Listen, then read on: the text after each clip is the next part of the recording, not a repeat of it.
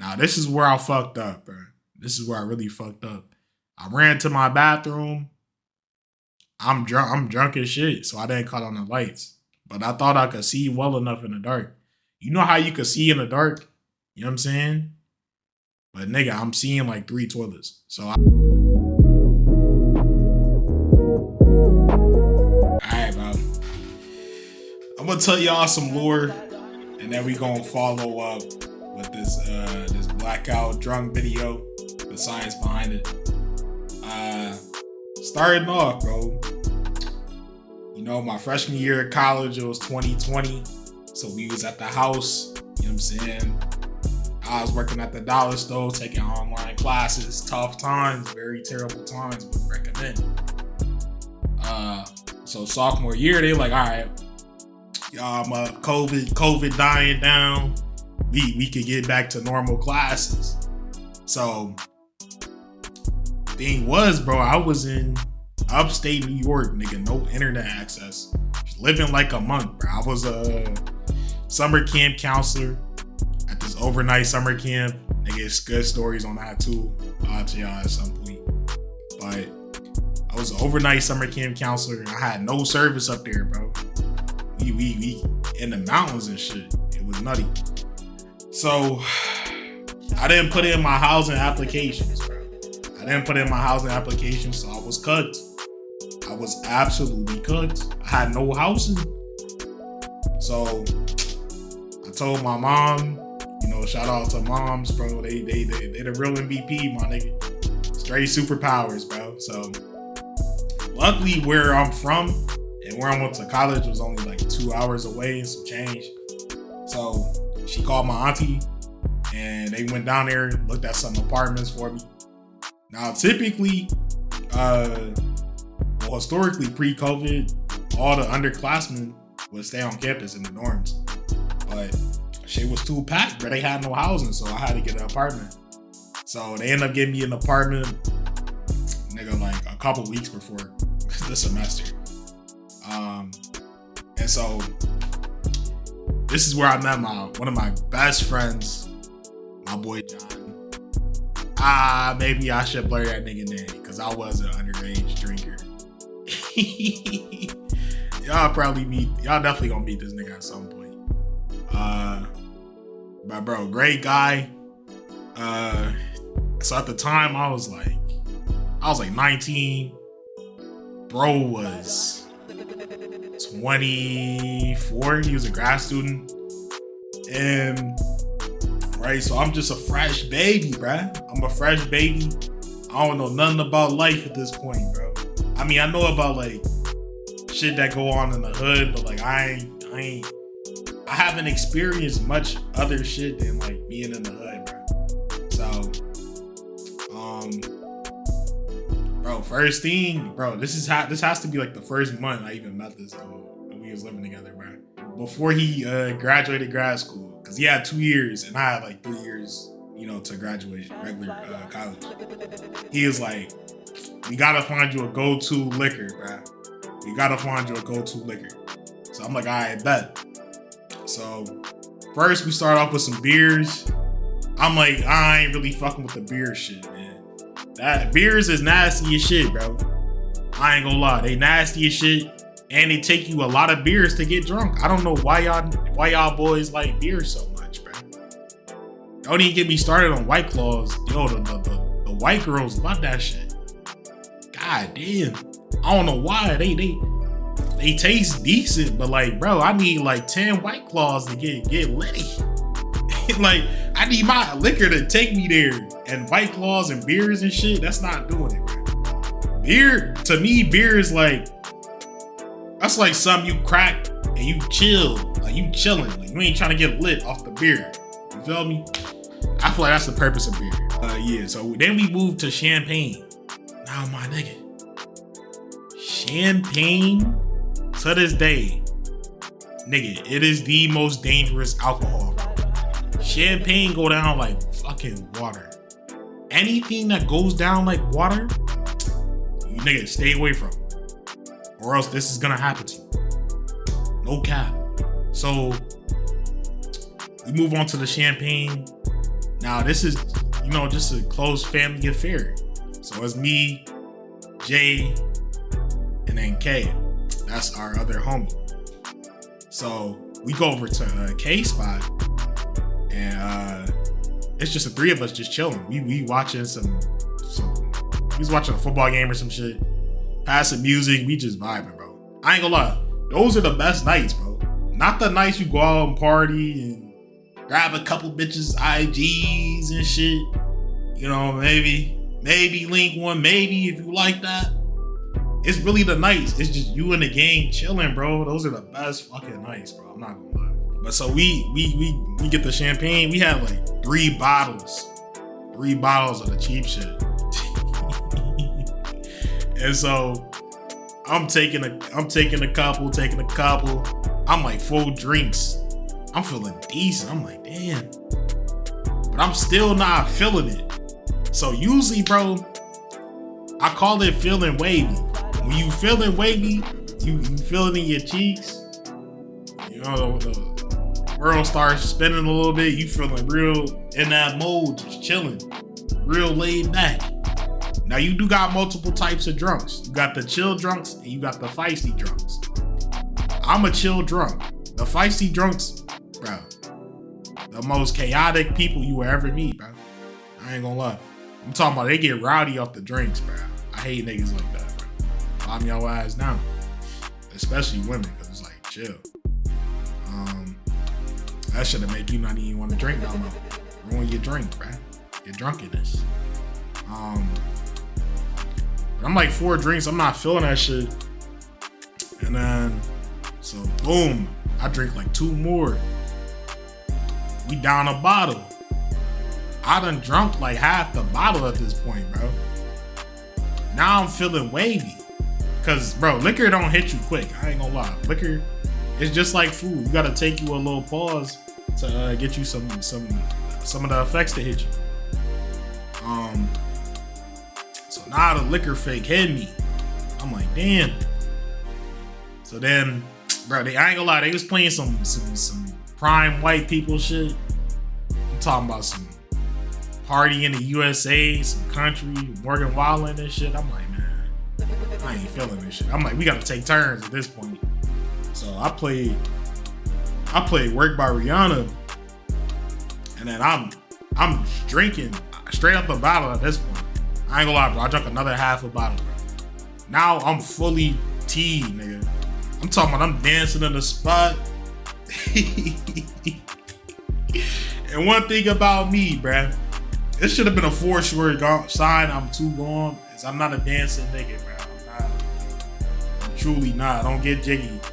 I'm a vibe, chill, that kind of nigga, man. I don't get jiggy. So if I'm getting jiggy, you know I'm too gone, bro. So I'm getting jiggy, but that shit moving all around, bro. Shit is moving all around. I'm stumbling. Bro, I damn near knocked KTV off the stand, man. It was it was bad, bro. It was bad. So then they sit me down. They like, bro, you gotta relax, bro. You gotta relax. So then I was like, man, fuck this shit. I gotta take a piss.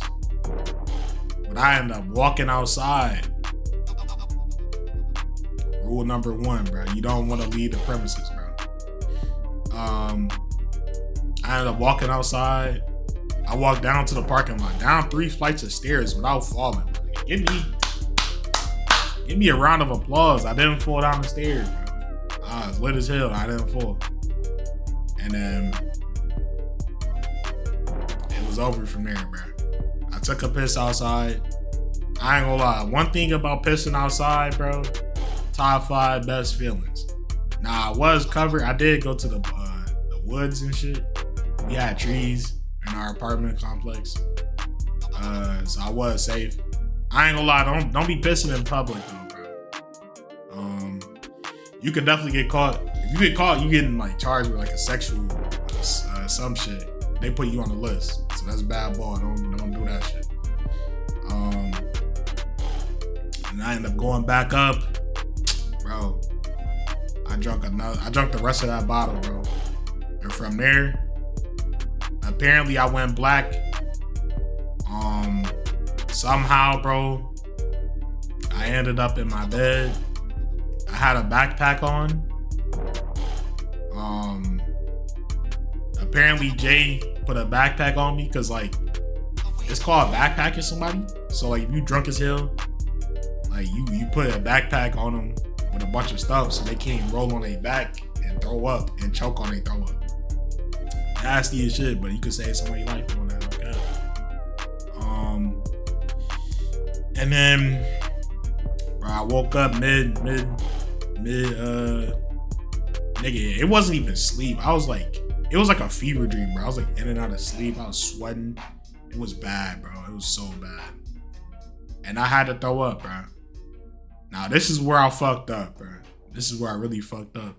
I ran to my bathroom. I'm drunk as shit, so I didn't cut on the lights. But I thought I could see well enough in the dark. You know how you could see in the dark? You know what I'm saying? But nigga, I'm seeing like 3 toilets. So I missed, bro. I'm thinking I'm throwing up in the toilet. Flush that shit. I go back to bed, bro. I wake up next morning. I'm seeing, nigga, I called mad people. Now, luckily, a lot of people didn't pick up because it was like 2 a.m. But apparently, I had some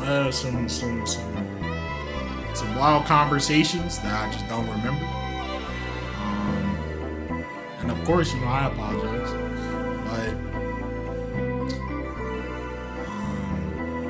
dang, my room was a mess. I threw up a little bit in my room. Nigga, I threw up all over my bathroom. Like, it was disgusting. I threw up all over my fucking bathroom. That was hell. Yo, that shit was like a 3-hour cleaning process. Oh my goodness, it was horrible. It was horrible. It took forever. Had to get shit spick and span, bro. Like, yeah. Moral of the story, bro. I ain't gonna lie, bro. Know your limits. But I won't sit here and lie to y'all and tell y'all not to black out. Because, bro, to know your limits, you gotta get to the line. You gotta cross the line so you know where the line is. No cap. How else will you know, damn, I done had too much if you never been over that hump? So, now I know how much I can handle. As well as a pro tip, if you gonna get drunk, bro, prepare a trash bag, bro. Please prepare a trash bag, preferably a bin, so that nigga you can immediately turn, throw up in that boy. So you'll minimize the splatter, bro. I didn't minimize the splatter. I was good. Yeah, bro. Now we gonna look at the science of getting drunk.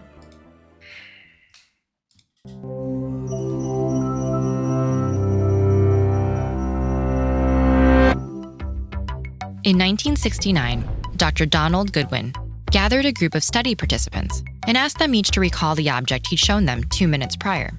The twist? All the participants were very intoxicated. Despite this, most could pay attention to the task and correctly name the toy they had just seen. Yet, when Donald asked them to recall that object a mere 30 minutes later, half the participants drew a blank, having blacked out the earlier moment entirely. The study illustrates... Okay.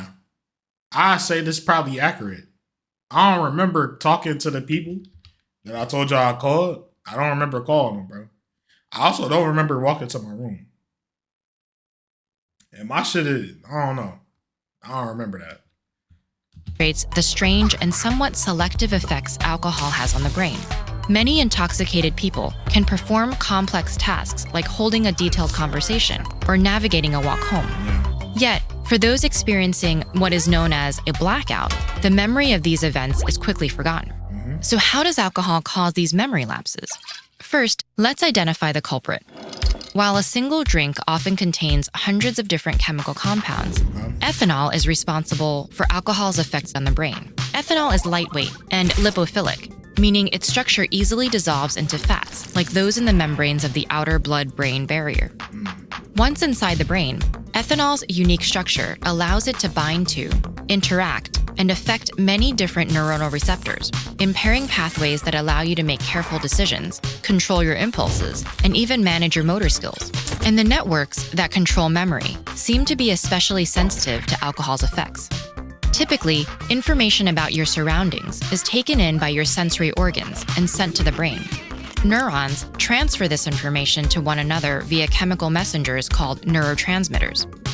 So, from what I'm gathering right now, this shit cooks your memory, your motor functions, and some other shit. It makes sense, bruh. I ain't gonna lie, bruh. Especially like, imagine if you doing that shit every weekend or every day. Like, you an alcoholic. That shit probably really frying niggas' brains, bro. Just like drugs. Should really probably fry niggas' brains, bro. I ain't gonna lie. Like, so I told y'all I just graduated. Bro, I met like a real deal alcoholic for the first time. Well, not for the first time. I got a family member. He an alcoholic. He a drug addict though. So that nigga he like over the top. I ain't never met nobody who was just like strictly alcoholic. Niggas went out to the bar, shit was straight alcoholic, bro. That nigga was gone. Nigga was smelly. Nigga smelled like straight onions. And bro, he was drunk as shit. He bought his drinks. Nigga had a wad of cash. He handed cash to the bartender. And she's like, what's this for? You know you have a tab already, right? He just said, mumbled some shit. He said, 2 more for these gentlemen right here. I was with one of the guys. And bro, I ain't gonna lie, she bartenders, they low-key good people, bro, because nigga, she could have easily robbed that nigga out of like any amount of money she wanted, bro, because that nigga was faded. He gave her like $50 for 2 drinks. Like, swear, bro. Bartenders are good people, bro. So tip your bartenders, bro, because they could really be robbing niggas. Which are released by one neuron and received by receptors at another. When a neurotransmitter binds to a receptor, it unlocks an internal channel, allowing small ions to flow into the cell. If enough ions enter the cell, the neuron fires, sending the signal forward. Through this process, different regions of the brain can communicate with one another in milliseconds, creating our moment-to-moment understanding of the world. But ethanol interacts with receptors, making it harder for neurons to communicate. While compromised, the brain is still able to transfer information, which is why many intoxicated people seem somewhat capable of performing basic tasks. In other words, brain function is highly impaired, but not completely broken. But memory storage is a different story. The transfer of moment-to-moment understanding to something we can remember is thought to depend on a process called long-term potentiation, or LTP. LTP happens throughout the brain, but is especially important in learning and memory regions like the neocortex and the hippocampus. During LTP, the firing of a neuron triggers physical changes to its structure.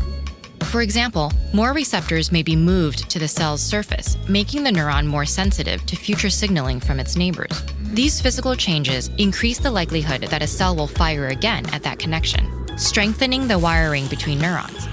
And through this stronger connection, it's thought that a stable memory is formed. Yet studies suggest that ethanol has a unique ability to disrupt LTP, blocking the physical changes needed for memory formation. So while moment-to-moment information is encoded and understood, the storage of that information is blunted, resulting in a blackout. Of course, not all levels of drinking result in blackouts. Yeah, you gotta be drunk as shit to black out, bro. I ain't gonna lie. That was like, nigga. No, I just told y'all about levels. I blacked out that one time, never again. Because I know how far I could go. I like to stay in a state of waviness. I don't like to get black. I don't like to black out. Because you could do some wild shit blacking out. I like to be wavy. Happen when the concentration of alcohol in the blood, or BAC, exceeds a certain level, approximately 0.16. But there's no magic number. At slightly lower BACs, brownouts, or the spotty memory of events can occur, as some neurons continue to function. Let's see how much for 1.6 alcohol level. Okay, see, nigga, you need crazy amount of bevs to black out, bro. I ain't gonna lie, I'm like a good 250 right now. So I need like plus 10 drinks. Function properly while others fail. And drinking too much can cause a person to pass out altogether.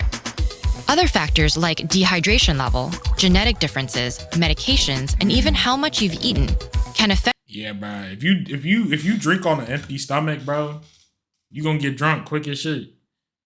And you probably gonna throw up quicker as well, bro. Cause you ain't got shit on your stomach to ease that liquor. So if you broke, nigga, drink on an empty stomach, you'll get drunk quicker. Affect the likelihood of a blackout. And teenagers appear to be especially vulnerable due to the substantial changes in brain development during those years. Alcohol's short-term effects usually don't last longer than the time it takes for the body to metabolize it, or about a day. But repeatedly overdrinking. Oh yeah, one thing, bro, I don't get hangovers either, bro. Can damage neurons and permanently impair memory. It can also harm other organs, like the liver, which works overtime breaking down alcohol. After all, experiencing a blackout or witnessing others in this compromised state can be a lot for your mind and body to process. And speaking of processing, how exactly does... Okay. Well, you watch the science behind it. Yeah, bro. I'll tell y'all niggas just don't drink, bro. Nah, that's a lie. Drink. Legally. Like I was also joking when I said I was 19. I was really 21. This happened last year.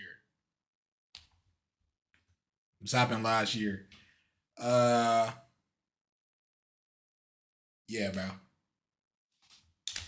Stay safe.